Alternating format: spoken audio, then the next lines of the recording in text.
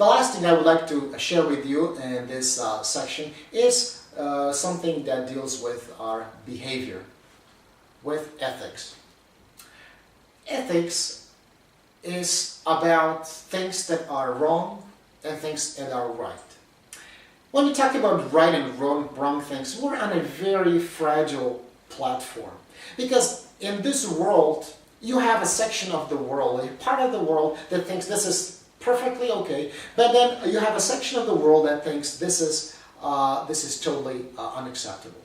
But when we talk about ethics in communication, we do need to uphold certain principles. And ethics is defined as the standards or behavior that are evaluated because of their morality.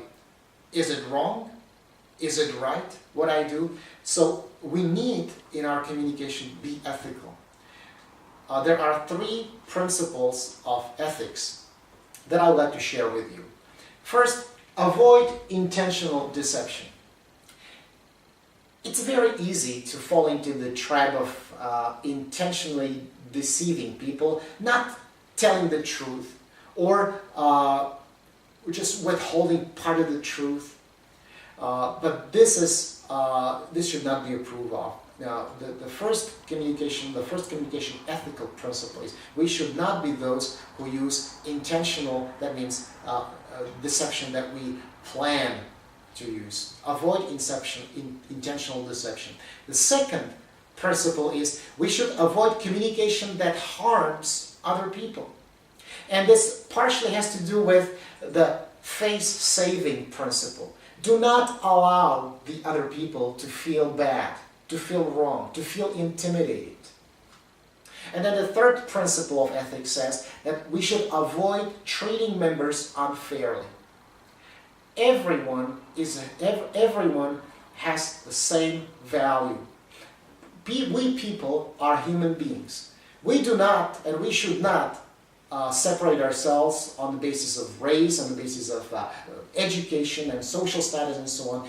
In our communication, we should give equal value to our communication partners, be it different people from different cultures, different races, different religions, and so on. Of course, there are traps, ethical traps, the ethics traps that we can fall into very easily. There are things that can get into our lives, and then we don't even realize how we justify our unethical behavior. For example, the trap of necessity. Trap of necessity. Say, well, I have no choice. I have to do this. Then you are making yourself a victim. And thinking like a victim is always thinking of losers. It will not lead, ultimately, it will not lead to success. Then there is this trap of end justifies the means. Okay, if I do this, I know it's not ethical, but hey, the result will be okay. This is also a form of unethical behavior that we should avoid. There is a trap of rationalization. That means it's not so bad. It's not so bad. It's just this little thing. So we should not actually justify or rationalize our behavior if we have slightest doubt that it may not be ethical. And of course, there is this trap of self-deception, and a lot of people use this trap of self-deception instead. I don't see any wrong with it. It's everyone, else does it. I do it.